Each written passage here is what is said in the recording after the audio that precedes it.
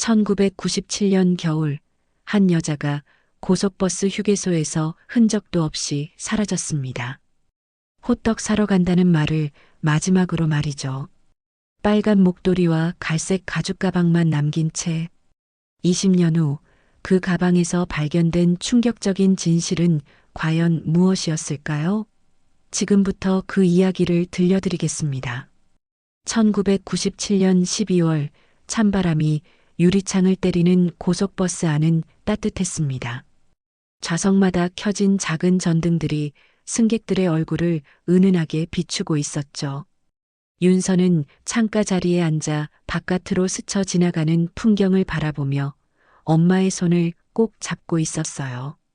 엄마, 할머니 댁에 가면 뭐 해주실까?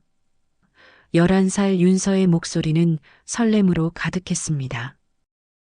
할머니가 좋아하시는 호떡도 사다 드리고 윤서가 좋아하는 군고구마도 구워주실 거야. 정민은 딸의 머리를 쓰다듬으며 미소를 지었어요. 하지만 그 미소 뒤로 뭔가 불안한 기색이 스쳐 지나가는 것을 윤서는 눈치채지 못했죠. 정민은 무릎 위에 올려놓은 갈색 가죽 가방을 만지작거리고 있었습니다. 그 가방은 결혼 초기부터 정미가 늘 들고 다니던 것으로 가족들에게는 익숙한 물건이었어요. 오늘따라 정미는 그 가방을 유난히 자주 만지며 지퍼를 확인하고 또 확인했죠. 여보, 괜찮아? 옆자리에 앉은 남편이 조심스럽게 물었어요. 응, 괜찮아. 그냥 좀 피곤한 것 같아. 정미는 목에 두른 빨간 목도리를 다시 한번 매만지며 대답했습니다. 그 목도리는 남편이 결혼 기념일에 선물해 준 것으로 정미가 가장 아끼던 물건 중 하나였어요. 하지만 민호는 아내의 표정에서 뭔가 다른 것을 느꼈죠. 최근 며칠 동안 정미는 평소와 달랐어요. 전화벨이 울리면 깜짝깜짝 놀라고 밤에 잠을 설치는 일이 많아졌습니다. 물어봐도 괜찮다는 말만 반복했지만 민호의 눈에는 아내가 뭔가 큰 걱정거리를 안고 있는 것처럼 보였어요. 버스는 고속도로를 달리며 휴게소에 도착했습니다. 오후 3시쯤 되는 시각이었는데 12월의 짧은 해는 이미 기울기 시작하고 있었어요. 다른 승객들이 하나둘 자리에서 일어나 버스 밖으로 나가기 시작했죠. 나도 화장실 좀 다녀올게. 정미가 갈색 가죽 가방을 들며 일어났습니다. 윤서야, 엄마 없는 동안 아빠 말씀 잘 들어야 해. 응, 엄마, 호떡은 파트로 사와. 윤서가 밝게 웃으며 말했어요. 정미는 잠시 딸의 얼굴을 바라보았어요. 그 순간 마치 딸의 모든 것을 기억해 두려는 듯한 표정이었죠. 그리고는 팥 호떡이지 우리 윤서가 좋아하는 하며 딸의 볼에 가볍게 뽀뽀를 했습니다. 금방 올게. 정미는 남편에게도 가볍게 손을 흔들며 말했어요. 하지만 그때 민호가 본 아내의 눈빛은 평소와 달랐습니다. 마치 무언가를 결심한 듯한 동시에 매우 슬픈 표정이었어요. 정미는 빨간 목도리가 바람에 날리지 않도록 꼭 여미고 갈색 가죽 가방을 단단히 잡은 채 버스에서 내렸어요. 버스 창문으로 보이는 정미의 모습은 다른 승객들과 다르지 않아 보였습니다. 하지만 그때는 아무도 몰랐죠. 그것이 가족이 정미를 본 마지막 모습이 될 거라는 것을. 15분이 지났습니다. 20분이 지났어요.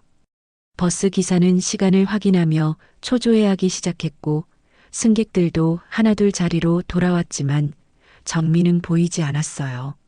민호는 처음엔 대수롭지 않게 생각했습니다. 아마 화장실에 줄이 길거나 휴게소에서 뭔가 사느라 늦는 거겠거니 했죠. 아빠, 엄마는 언제 와? 윤서가 불안한 목소리로 물었습니다. 금방 올 거야. 조금만 기다려보자. 하지만 민호의 목소리에도 점점 불안감이 배어나기 시작했어요. 30분이 지나자 버스 기사가 직접 나서서 휴게소 곳곳을 찾아다녔죠. 화장실, 매점, 식당, 심지어 주차장까지 모든 곳을 샅샅이 뒤졌지만 빨간 목도리를 한 여자는 어디에도 없었습니다. 다른 승객들도 하나씩 나서서 함께 찾아주었지만 결과는 마찬가지였어요. 윤서는 창가에 얼굴을 바짝 대고 밖을 내다보았습니다. 엄마가 호떡을 들고 뛰어오는 모습을 상상하며 기다렸지만 휴게소 입구로 들어오는 사람들 중에 엄마는 없었어요. 점점 어두워지는 하늘과 함께 윤서의 마음도 무거워져 갔죠. 여보, 뭔가 이상해. 정미가 이렇게 연락도 없이 사라질 리가 없어. 민호는 혼잣말처럼 중얼거렸습니다. 그의 손은 떨리고 있었어요. 최근 아내가 보인 이상한 행동들이 머릿속을 스쳐 지나갔죠. 결국 1시간이 넘게 지나서야 경찰이 출동했고 휴게소 전체가 수색 현장이 되었습니다. 하지만 정민은 마치 공기 중으로 사라진 것처럼 흔적조차 찾을 수 없었어요. 빨간 목도리도 갈색 가죽 가방도 그 무엇도 남겨지지 않았죠. 그날 밤 윤서는 엄마 없이 할머니 댁에 도착했습니다. 팥 호떡을 기다리던 소녀에게 남은 건 차가운 겨울밤과 끝없는 기다림뿐이었어요. 할머니는 며느리가 사라졌다는 소식에 충격을 받으셨지만 어린 손녀를 위해 애써 침착함을 유지하려 노력하셨죠. 정미가 사라진 지 일주일이 지났습니다. 경찰서는 연일 바쁘게 돌아갔지만 수사는 답답할 정도로 진전이 없었어요. 담당 형사인 박수진은 휴게소 곳곳에 설치된 폐쇄회로 텔레비전을 모두 확인했지만 정미가 화장실로 향하는 모습 이후의 영상은 찾을 수 없었죠. 이상합니다. 휴게소는 그리 큰 곳이 아닌데 어떻게 흔적도 없이 사라질 수가 있을까요? 박수진 형사는 동료에게 말하며 고개를 저었어요. 30년 넘게 경찰 일을 해왔지만 이런 사건은 처음이었습니다. 휴게소 직원들을 대상으로 한 면담도 별다른 소득이 없었어요. 그날 오후 3시경 빨간 목도리를 한 여자가 화장실로 들어가는 것을 본 사람은 있었지만 그 이후로는 아무도 정미를 본 사람이 없었죠. 마치 화장실 안에서 증발해버린 것 같았습니다. 민호는 매일 경찰서를 찾아갔어요. 제발 좀 더 적극적으로 수사해 주세요. 아내가 그냥 사라질 리가 없습니다. 민호의 목소리는 날이 갈수록 메말라갔죠. 처음엔 분노와 절망이 섞여 있었지만 이제는 그저 지친 체념만이 남아 있었어요. 할머니 댁에서 지내고 있던 윤서는 매일 밤 엄마를 기다렸습니다. 잠들기 전에 꼭 현관문 앞에서 서성이며 엄마가 빨간 목도리를 두른 채 갈색 가죽 가방을 들고 들어올 거라고 믿었어요. 할머니는 그런 손녀를 보며 가슴이 미어졌지만 뭐라고 위로해야 할지 몰라 그저 등을 쓰다듬어 주실 뿐이었죠. 윤서야, 엄마는 분명히 돌아오실 거야. 조금만 더 기다려보자. 할머니의 말씀에도 윤서의 불안감은 커져만 갔습니다. 경찰은 정미의 과거를 샅샅이 뒤졌어요. 학창 시절부터 결혼 후까지 정미와 관련된 모든 사람들을 찾아 면담을 진행했습니다. 하지만 정미는 평범한 주부였고 특별히 적이 있거나 문제가 될 만한 일도 없었죠. 부인이 최근에 이상한 행동을 보인 적은 없나요? 평소와 다른 점이라든지. 박수진 형사가 민호에게 물었습니다. 민호는 곰곰이 생각해 보았어요. 글쎄요. 최근 며칠 동안 전화를 받을 때 조금 신경질적이었던 것 같긴 한데 그것도 별거 아닌 것 같았거든요. 하지만 말하고 보니 그것만이 아니었습니다. 정미는 최근 1달 동안 자주 멍하니 있곤 했고 밤늦게까지 혼자 앉아 있는 일도 많았어요. 아, 그리고 며칠 전에는 은행에 갔다 온 적이 있어요. 무슨 일인지 물어봤는데 그냥 적금 만기 때문이라고 하더라고요. 민호가 덧붙였죠. 박수진 형사의 눈이 반짝였습니다. 혹시 그 은행 거래 내역을 확인해 볼 수 있을까요?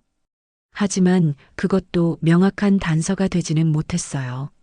정미와 가까웠던 이웃들과 친구들도 모두 같은 말을 했습니다. 정미 씨는 정말 착하고 성실한 사람이에요.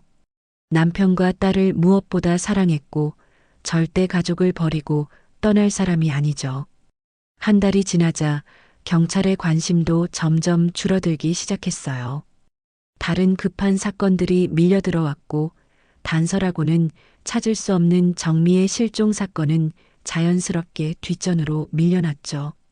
박수진 형사만이 여전히 이 사건에 매달려 있었지만 혼자 힘으론 한계가 있었습니다. 혹시 부인이 다른 남자와 한 동료 형사가 조심스럽게 말을 꺼냈지만 박수진은 고개를 저었어요. 그런 흔적은 전혀 없어요. 오히려 가족을 너무 사랑했다는 증언만 나오고 있습니다. 민호는 점점 절망에 빠져갔어요. 아내를 찾으러 다니느라 직장도 그만두게 되었고 윤서는 할머니 댁에 맡겨둔 채 매일 휴게소와 그 주변을 헤매고 다녔죠. 빨간 목도리를 한 여자를 보면 뛰어가서 확인하곤 했지만 그럴 때마다 실망만 커져갔습니다. 그러던 어느 날 정미의 친구인 영희가 민호에게 전화를 걸어왔어요. 민호 씨, 혹시 정미가 최근에 돈 문제로 고민하고 있던 건 아닐까요? 사실 지난달에 만났을 때 뭔가 심각하게 고민하는 것 같았거든요. 민호는 깜짝 놀랐습니다. 정미가 돈 문제로 고민한다는 건 들어본 적이 없었거든요. 집안 살림은 넉넉하지 않았지만 그렇다고 특별히 어려운 것도 아니었는데 정미가 무슨 돈 문제를 고민했을까요? 구체적으로 어떤 얘기를 했나요? 민호가 다급하게 물었어요. 글쎄요, 자세히 말하지는 않았는데 그냥 요즘 걱정이 많다고만 했어요. 그리고 만약 내가 없어져도 가족들이 잘 살 수 있을까 하는 이상한 말도 했고요. 민호는 전화를 끊고 한참을 멍하니 앉아 있었습니다. 아내가 사라지기 전에 이미 무언가를 계획하고 있었던 건 아닐까? 하지만 정미가 왜 그런 생각을 했는지, 무엇 때문에 그토록 고민했는지는 여전히 알 수 없었어요.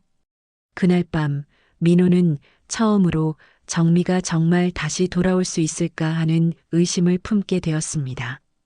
정미가 사라진 지 3년이 흘렀습니다. 윤서는 이제 14살이 되어 중학교에 다니고 있었어요. 키도 많이 자라고 목소리도 변했지만 여전히 엄마를 기다리는 마음만은 변하지 않았죠.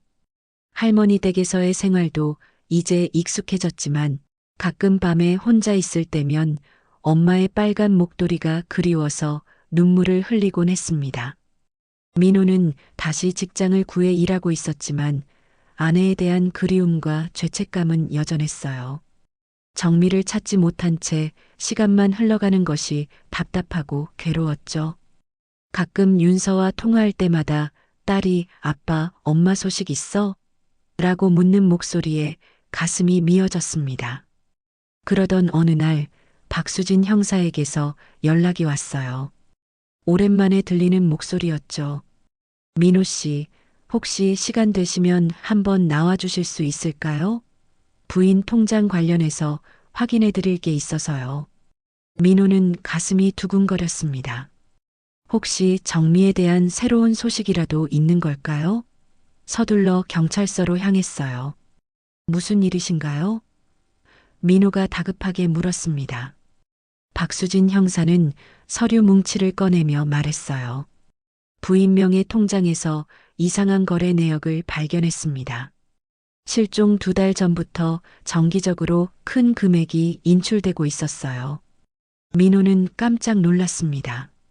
그런 일이 있었다고요? 전혀 몰랐는데. 강남 지점에서 매달 200만 원씩 인출되고 있었습니다. 총 6번에 걸쳐서요. 게다가 부인이 그 지점에 가본 적이 있는지 확인해 봤는데 직원들 중 누구도 부인을 기억하지 못하더라고요. 민호의 머릿속이 복잡해졌어요. 정미가 왜 그렇게 큰 돈을 인출했을까? 그리고 왜 자신에게는 말하지 않았을까? 강남까지 가서 돈을 인출할 이유가 뭐였을까요?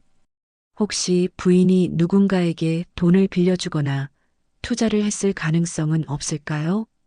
박수진 형사가 조심스럽게 물었어요.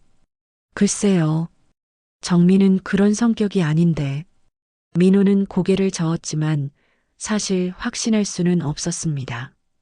최근 몇 년 동안 정미가 보인 이상한 행동들을 생각해 보니 자신이 아내에 대해 모르는 부분이 많았다는 걸 깨달았어요. 박수진 형사는 계속해서 설명했습니다. 그리고 한 가지 더 이상한 점이 있어요. 마지막 인출 날짜가 실종 일주일 전이었는데 그날 부인이 강남 지점에 갔다 온 후 어디선가 전화를 받았다는 목격담이 있어요. 전화요? 네, 부인과 친했던 이웃분 말씀으로는 그날 오후에 정미 씨가 집 앞에서 누군가와 통화를 하는 걸 봤다고 해요. 평소보다 목소리가 높았고 뭔가 다투는 것 같았다고 하더라고요. 민호는 점점 혼란스러워졌어요. 아내가 자신 몰래 그렇게 큰 돈을 움직이고 있었다니, 게다가 누군가와 다투기까지 했다니. 정미가 도대체 무슨 일에 휘말려 있었던 걸까요? 형사님, 그럼 우리 정미가 누군가에게 협박을 받고 있었던 건 아닐까요? 민호의 목소리가 떨렸습니다. 그럴 가능성도 있어요. 하지만 아직 확실한 건 아니니까 더 조사해 봐야겠습니다. 그날 밤 민호는 정미의 물건들을 다시 뒤져보기로 했어요. 혹시 놓친 단서가 있을지도 모른다는 생각이 들었죠. 정미가 쓰던 화장대 서랍, 옷장 구석구석, 심지어 책 사이사이까지 모든 곳을 샅샅이 뒤졌습니다. 그러던 중 정미가 자주 읽던 요리책 뒷페이지에서 작은 메모지를 발견했어요. 거기에는 낯선 이름과 전화번호가 적혀 있었습니다. 최강호 -010-9876-5432라고 연필로 희미하게 쓰여져 있었죠. 민호는 가슴이 쿵쾅거렸어요. 이 최강호라는 사람이 누구일까? 정미와는 어떤 관계일까? 혹시 이 사람이 정미가 사라진 것과 관련이 있는 걸까요? 다음 날 아침 일찍 박수진 형사에게 연락했습니다. 형사님, 제가 이상한 메모를 하나 찾았는데요. 오세요. 바로 확인해 보겠습니다. 경찰서에서 만난 박수진 형사는 그 메모를 보더니 표정이 심각해졌어요. 이 번호로 전화해 봐야겠네요. 하지만 3년이나 지났으니 아직 사용하는 번호인지는 모르겠습니다. 전화를 걸어보았지만 이미 사용하지 않는 번호였어요. 하지만 통신사를 통해 추적해 본 결과 그 번호의 사용자가 최강호라는 사실은 확인할 수 있었죠. 최강호. 이 이름으로 신원 조회를 해보겠습니다. 박수진 형사가 컴퓨터를 두드리며 말했어요. 잠시 후 놀라운 사실이 밝혀졌습니다. 최강호는 대부업과 관련된 전과가 여러 번 있는 인물이었어요. 불법 사채업에 연루되어 벌금형을 받은 적도 있었고 최근에는 행방이 묘연한 상태였죠. 민호 씨, 부인이 이런 사람과 연결되어 있었다는 게 믿어지세요? 박수진 형사가 조심스럽게 물었습니다. 민호는 머리가 하얘졌어요. 평소 착하고 조용했던 아내가 어떻게 그런 위험한 사람과 관련이 있을 수 있을까요? 하지만 통장에서 인출된 큰 금액들, 그리고 이 메모까지 모든 것들이 하나씩 연결되기 시작했습니다. 이제야 정미의 실종이 단순한 가출이 아닐 수도 있다는 생각이 들었어요. 정미는 분명 위험한 상황에 처해 있었고 가족을 보호하기 위해 혼자 그 문제를 해결하려 했던 것 같았죠. 박수진 형사는 최강호의 행적을 추적하기 시작했습니다. 하지만 3년이라는 시간이 흘렀고 최강호는 이미 종적을 감춘 상태였어요. 그나마 다행인 건 예전 동료들과 지인들을 통해 그의 과거를 어느 정도 파악할 수 있었다는 점이었죠. 최강호는 90년대부터 대부업에 손을 댔던 사람입니다. 처음엔 합법적으로 시작했지만 점점 불법 사채업으로 영역을 넓혀갔어요. 박수진 형사가 민호에게 설명했습니다. 특히 급전이 필요한 주부들을 주요 타겟으로 삼았다고 하네요. 민호는 가슴이 답답해졌어요. 정미가 왜 그런 사람에게 손을 내밀게 되었을까? 집안 사정이 그렇게 어려웠나 싶어 지난 일들을 되돌아보았지만 특별히 급한 돈이 필요했던 적은 없었던 것 같았어요. 혹시 부인이 다른 사람의 보증을 서주거나 누군가를 위해 돈을 빌린 건 아닐까요? 박수진 형사가 추측했습니다. 며칠 후 놀라운 소식이 들려왔어요. 최강호와 함께 일했던 조직원 중 한 명이 다른 사건으로 경찰서에 붙잡혀 온 것이었죠. 김태식이라는 그 남자는 술에 취해 소란을 피우다 연행되었는데 우연히 최강호 이야기가 나오면서 정미에 대한 정보를 제공하게 되었습니다. 최강호 형님이 그때 자주 얘기했어요. 어떤 아줌마가 동생 때문에 큰일 났다고 하면서 돈을 빌리러 왔다고. 김태식은 흐릿한 기억을 더듬어가며 말했어요. 처음엔 200만 원 정도였는데 계속 이자가 불어나서 결국 몇 천만 원까지 커졌다고 하더라고요. 민호는 충격을 받았습니다. 정미에게 동생이 있다는 건 알고 있었지만 그 동생 때문에 그런 큰 빚을 지게 되었다니. 정미의 남동생 정호는 사업을 한다며 몇 년 전부터 연락이 뜸했는데 설마 그때 무슨 일이 있었던 건 아닐까요? 그 아줌마가 어떻게 생겼는지 기억나세요? 박수진 형사가 물었어요. 글쎄요, 워낙 오래전 일이라. 그런데 빨간 목도리를 자주 했다는 얘기는 들었어요. 최강호 형님이 그 목도리가 참 예쁘다고 했거든요. 민호와 박수진 형사는 서로 눈을 마주쳤습니다. 빨간 목도리는 정미가 실종 당일에도 하고 있었던 바로 그것이었어요. 그리고 한 가지 더 기억나는 게 있는데 김태식이 머리를 극적이며 말했어요. 그 아줌마가 마지막에 형님한테 애원했다고 해요. 가족들한테는 절대 말하지 말아달라고. 특히 딸한테만은 절대 알려지면 안 된다고 울면서 부탁했다고 하더라고요.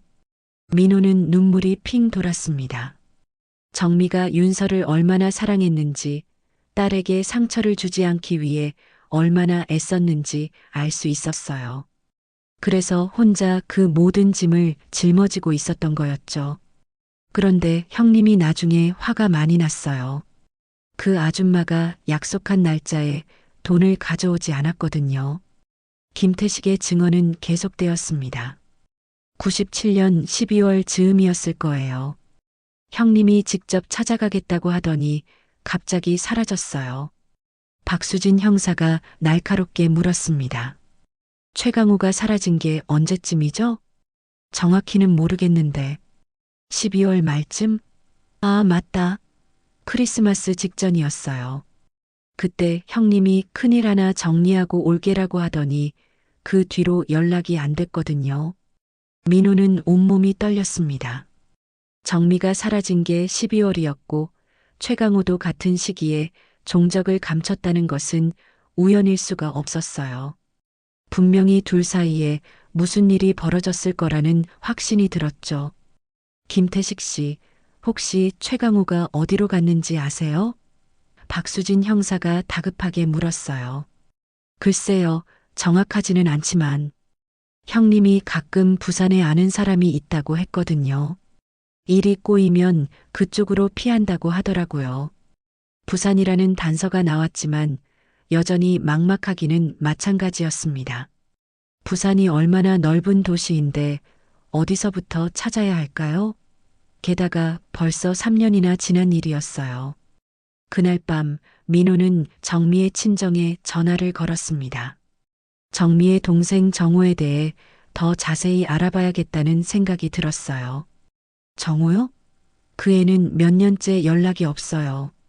정미의 어머니가 한숨을 쉬며 말씀하셨어요. 사업한다고 나갔는데 잘 되고 있는지 못 되고 있는지.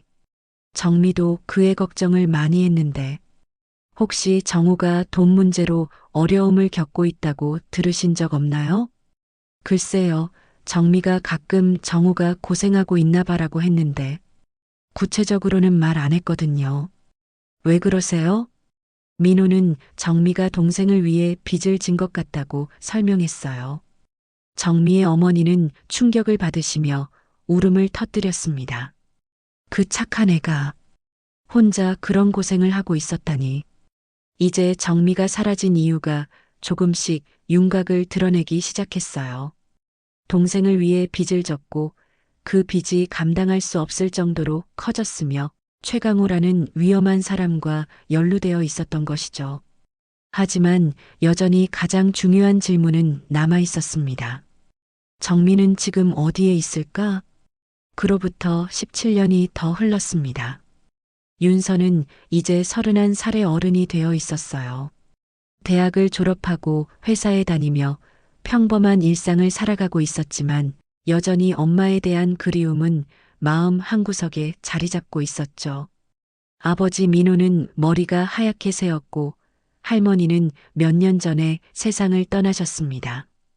윤서는 가끔 실종자 가족 모임에 참석하곤 했어요. 비슷한 아픔을 겪은 사람들과 이야기를 나누면서 조금이나마 위로를 받을 수 있었죠. 그 모임에서 만난 사람들은 모두 긴 기다림의 시간을 견뎌내고 있었습니다. 20년이 넘어도 아직 기다리고 계신 분들도 있어요. 모임의 회장인 김미숙 씨가 말했어요. 포기하면 안 되죠. 언젠가는 소식이 올 거예요. 그러던 어느 날 윤서에게 뜻밖의 전화가 걸려왔습니다. 고속도로 관리공단 분실물센터에서였어요. 혹시 정미 씨의 가족분이신가요? 실종 신고와 관련해서 연락드렸는데요. 직원의 목소리는 조심스러웠습니다. 윤서의 심장이 빠르게 뛰기 시작했어요. 네, 맞습니다. 무슨 일이신가요?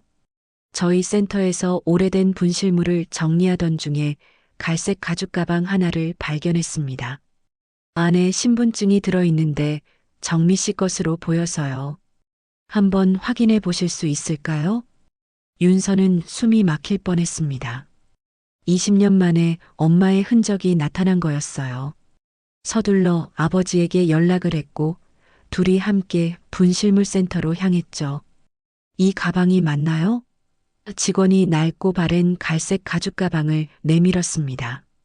민호는 떨리는 손으로 가방을 받아들었어요. 맞습니다. 정미가 늘 들고 다니던 가방이에요. 목소리가 쉬어나왔죠. 어디서 발견하신 거예요? 윤서가 물었습니다. 휴게소 창고에서 발견됐어요. 당시 직원이 실수로 창고에 보관해뒀다가 까먹고 있었던 것 같습니다. 죄송해요. 윤서와 민호는 가방을 열어보았어요. 안에는 정미의 지갑, 가족사진, 그리고 몇 개의 봉투가 들어 있었습니다. 가장 눈에 띄는 건 정미의 손글씨로 쓰인 편지 3장이었죠. 첫 번째 편지에는 이렇게 쓰여 있었어요. 사랑하는 남편과 윤서에게 미안해요. 혼자 해결해야 할 일이 있어서 잠깐 떠나야 해요. 걱정하지 말고 기다려줘요. 두 번째 편지는 더 구체적이었습니다. 정우 때문에 생긴 문제를 해결하려고 해요. 남편과 딸까지 위험해질 수 있어서 말할 수가 없었어요. 이해해 주세요. 세 번째 편지를 읽을 때는 눈물이 핑 돌았어요. 만약 내가 돌아오지 못하면 이 가방을 꼭 찾아주세요. 증거가 여기 있어요. 내가 얼마나 당신들을 사랑했는지 알아주세요. 가방 밑바닥에는 숨겨진 작은 봉투가 있었습니다.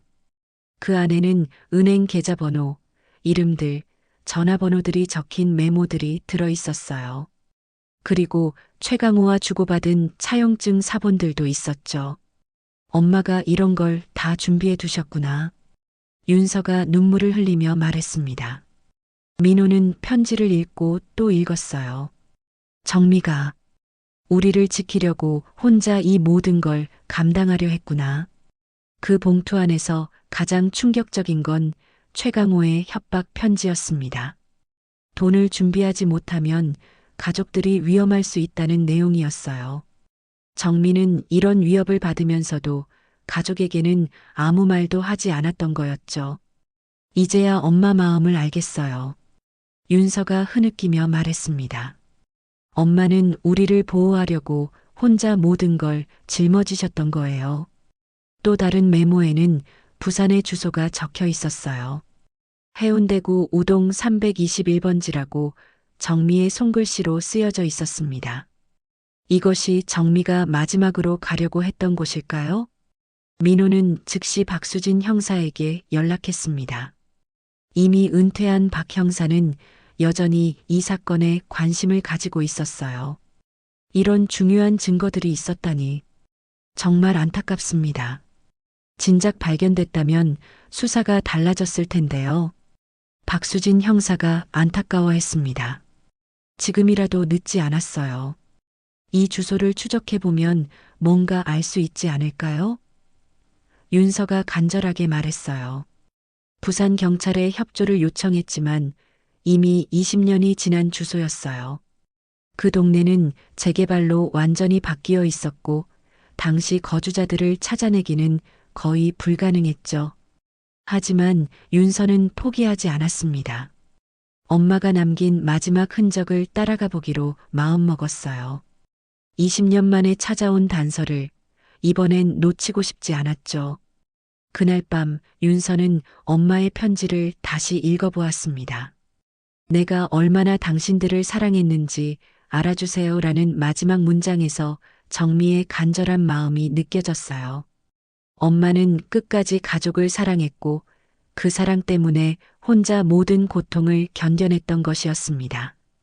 윤서는 회사에 며칠 휴가를 내고 부산으로 향했습니다. 아버지 민호도 함께 가려고 했지만 윤서는 혼자 가겠다고 고집했어요. 이제는 자신이 엄마의 마지막 흔적을 찾아야 한다는 책임감이 생겼던 거죠. 부산역에 도착한 윤서는 먼저 해운대구청을 찾아갔습니다. 20년 전 우동 321번지에 누가 살았는지 알아보기 위해서였어요. 하지만 예상했던 대로 그 지역은 완전히 재개발되어 있었죠. 죄송하지만 그 당시 자료는 대부분 폐기되었어요. 재개발 과정에서 주민등록 자료도 다른 곳으로 이전되었고요. 구청 직원이 미안한 표정으로 말했습니다. 윤서는 실망했지만 포기하지 않았어요. 그 동네 근처에 오래된 상점들이나 부동산 중개소가 있을 거라고 생각했거든요. 혹시 그때를 기억하는 사람이 있을지도 모른다는 희망을 가지고 발품을 팔기 시작했죠. 해운대 우동 일대를 돌아다니며 오래된 가게들을 찾아갔습니다. 대부분의 가게 주인들은 젊은 사람들이었지만 한 구멍가게에서 70대 할머니를 만날 수 있었어요. 321번지요? 아, 거기 옛날에 최신애가 살았지. 할머니가 기억을 더듬으며 말씀하셨습니다. 최강호라고 하는 사람이었는데 참 이상한 사람이었어요. 윤서의 심장이 쿵쾅거렸어요. 드디어 최강호의 흔적을 찾았다는 생각에 흥분되었죠. 어떤 사람이었나요? 윤서가 조심스럽게 물었습니다. 글쎄요, 낮에는 잘 안 보이고 밤늦게 들어오는 일이 많았어요. 가끔 여자들이 찾아와서 울면서 애원하는 소리도 들렸고요. 할머니가 고개를 저으며 말씀하셨어요. 그런데 97년 겨울에 갑자기 사라졌어요. 그 뒤로는 소식이 없더라고요. 97년 겨울이요? 윤서가 다시 한번 확인했습니다. 맞아요. 크리스마스 즈음이었을 거예요. 그때 마지막으로 본 것 같거든요. 아, 그런데 사라지기 며칠 전에 이상한 일이 있었어요. 할머니는 그날의 일을 자세히 기억하고 있었어요. 97년 12월 중순쯤 최강호의 집에 중년 여자가 찾아왔다는 거였습니다. 빨간 목도리를 하고 갈색 가방을 든 여자였죠. 그 여자가 하도 울면서 애원해서 기억에 남았어요. 제발 시간을 좀 더 달라, 가족들만큼은 건드리지 말아달라 하면서 무릎 꿇고 빌더라고요. 윤서는 온몸이 떨렸습니다. 그 여자가 분명 엄마 정미였을 거예요. 그 여자가 어떻게 되었는지 아세요? 윤서의 목소리가 떨렸습니다. 그게 참 이상해요. 그날 밤에 최강호하고 그 여자가 함께 어디론가 나가더니 며칠 뒤에 최강호만 혼자 돌아왔어요. 그런데 평소와 달리 굉장히 초조해하고 불안해하는 것 같았거든요. 할머니의 증언에 따르면 최강호는 그 후 며칠 동안 집에서 짐을 정리하고 급하게 어디론가 떠났다고 했어요. 마치 무언가를 피해 도망가는 것 같았다는 거였죠. 혹시 그 여자가 어디로 갔는지 들으신 적 있나요? 윤서가 간절하게 물었습니다. 글쎄요. 정확하지는 않지만 최강호가 전화 통화하는 걸 들어보니 항구 쪽이라는 말을 하더라고요. 그리고 처리했다는 말도 했고요. 윤서는 소름이 돋았어요. 처리했다는 말이 무엇을 의미하는지 생각하기도 싫었지만 불길한 예감이 들었죠. 항구 쪽이면 어디를 말씀하시는 건가요? 아마 감천항이나 남항 쪽이 아닐까 싶어요. 그쪽에 아는 사람들이 있다고 했거든요. 윤서는 할머니께 감사 인사를 드리고 즉시 감천항으로 향했습니다. 항구는 넓고 복잡했지만 20년 전의 일을 기억하는 사람을 찾아야 했어요. 항구 근처의 식당과 주점들을 돌아다니며 최강호에 대해 물어보았지만 대부분의 사람들은 모른다고 했어요. 하지만 한 선술집에서 만난 할아버지가 최강호를 기억한다고 했습니다. 최강호? 그 사람 나쁜 놈이었어. 항구에서 일하는 사람들한테 돈 빌려주고 못 갚으면 협박하고 그랬지. 할아버지가 술잔을 기울이며 말했어요. 97년 겨울에 무슨 일이 있었는지 아세요? 그래, 그때 최강호가 갑자기 나타나더니 누군가를 데리고 왔어. 중년 여자였는데 겁에 질려서 떨고 있더라고. 할아버지의 증언은 더욱 구체적이었어요. 그날 밤 최강호와 정미로 보이는 여자가 항구 근처 여관에 들어갔고 다음날 새벽에 최강호만 혼자 나왔다는 거였습니다. 그 여자는 어떻게 되었나요? 윤서가 떨리는 목소리로 물었어요. 모르겠어. 그 뒤로 본 적이 없으니까. 하지만 최강호가 그날 이후 완전히 다른 사람이 됐지. 평소보다 훨씬 신경질적이고 불안해하더라고. 윤서는 그 여관을 찾아가 보기로 했습니다. 비록 20년이 지났지만 혹시 모를 단서가 남아있을지도 모르니까요. 하지만 그 여관은 이미 문을 닫았고 다른 건물이 들어서 있었어요. 그날 밤 호텔에서 윤서는 하루 종일 들은 이야기들을 정리해 보았습니다. 엄마 정미는 분명 최강호와 함께 부산까지 왔고 항구 근처에서 마지막 흔적이 끊어졌어요. 그리고 최강호는 그 일 이후 완전히 다른 모습을 보였다고 했죠. 이제 확실해졌습니다. 엄마에게 무슨 일이 일어났는지는 모르지만 최강호가 그 일에 깊이 연루되어 있다는 것만큼은 분명했어요. 윤서는 반드시 진실을 밝혀내겠다고 다짐했습니다.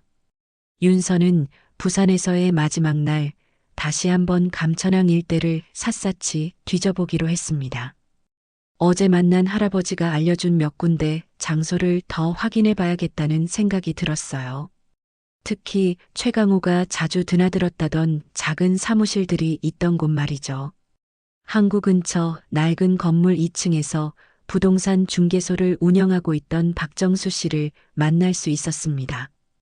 60대 후반의 박 씨는 20여 년 전부터 그 자리에서 일해왔다고 했어요. 최강호요? 물론 기억하죠. 그 사람 때문에 골치 아팠던 적이 한두 번이 아니거든요. 박정수 씨가 인상을 찌푸리며 말했습니다. 불법 사채업하면서 이 근처 상인들한테 피해를 많이 줬어요. 97년 12월에 무슨 일이 있었는지 혹시 아세요? 윤서가 물었어요. 박정수 씨는 잠시 생각에 잠겼다가 입을 열었습니다. 아, 그때 최강호가 완전히 돌변했지. 평소에는 거만하고 무서워할 게 없다는 시기였는데 그때만큼은 정말 겁에 질려 있더라고요. 구체적으로 어떤 일이 있었나요? 어떤 중년 여자가 찾아왔는데 처음엔 최강호가 평소처럼 위협적으로 대하더라고요. 그런데 그 여자가 뭔가 말을 하니까 갑자기 태도가 바뀌었어요. 박정수 씨가 그날을 회상하며 말했어요. 윤서는 숨을 죽이고 들었습니다. 그 여자가 경찰에 다 신고하겠다. 증거도 다 준비해뒀다고 하면서 뭔가 서류 같은 걸 보여줬거든요. 그러니까 최강호가 완전히 당황하더라고요. 윤서의 가슴이 뛰었어요. 엄마가 마지막에 진실을 폭로하려고 했던 거였을까요? 그래서 어떻게 됐나요? 최강호가 그 여자를 어디론가 데리고 나갔어요. 이 문제는 조용히 해결하자고 하면서 말이에요. 그런데 문제는 그 다음이었어요. 박정수 씨에 따르면 그날 밤 늦게 최강호의 부하들 중 한 명이 급하게 달려와서 형님이 큰일 났다고 외쳤다고 해요. 무슨 일인지 물어봤지만 자세한 대답은 하지 않고 다만 그 여자가 갑자기 도망쳤다는 말만 했다고 하더라고요. 도망쳤다고요? 윤서가 놀라며 물었습니다. 네, 그런 것 같더라고요. 최강호가 며칠 동안 미친 사람처럼 그 여자를 찾아다녔거든요. 반드시 찾아야 한다.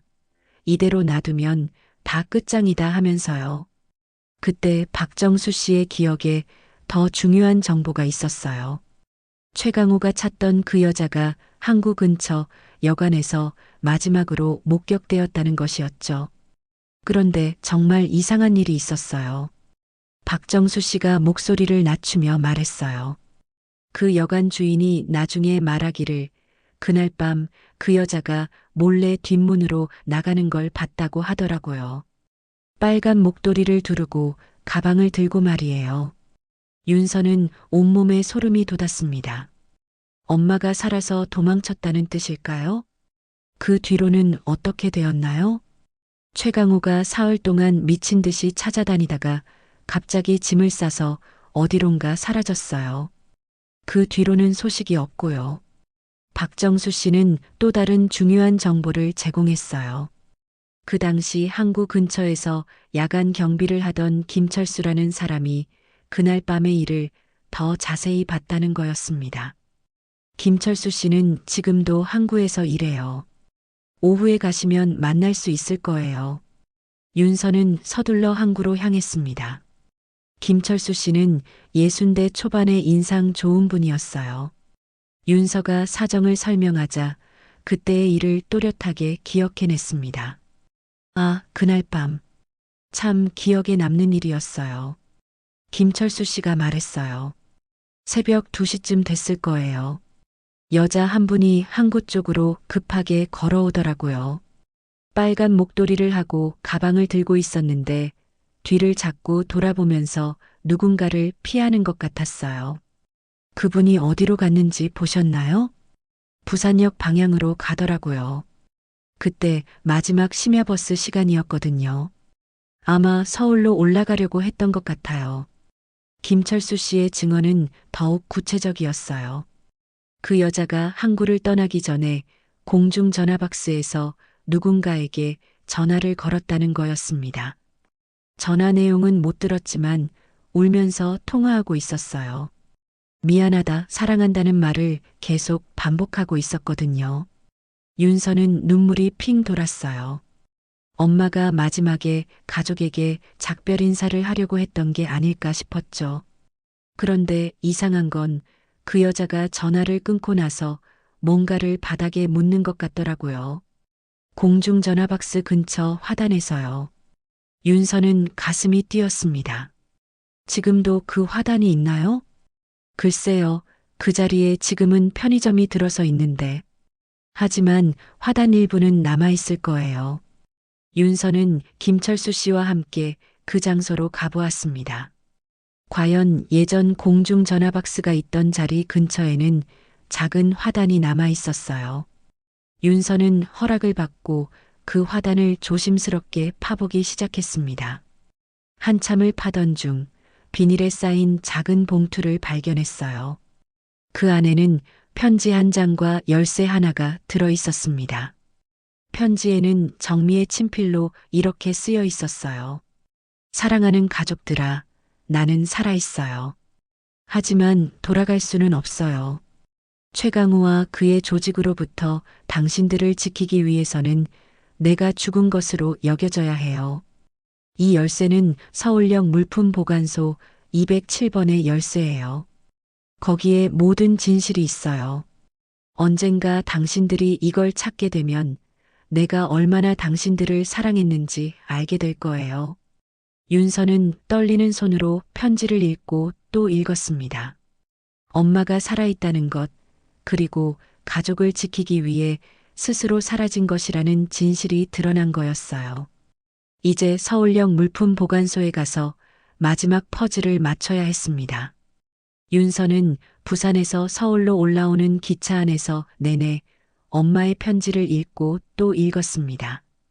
20년 만에 찾은 진실이 믿기지 않았어요.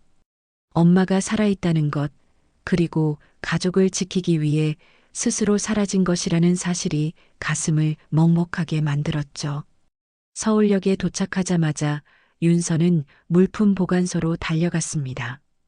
207번 보관함 앞에 서서 떨리는 손으로 열쇠를 꺼냈어요. 열쇠가 딱 맞아떨어지며 보관함 문이 열렸죠.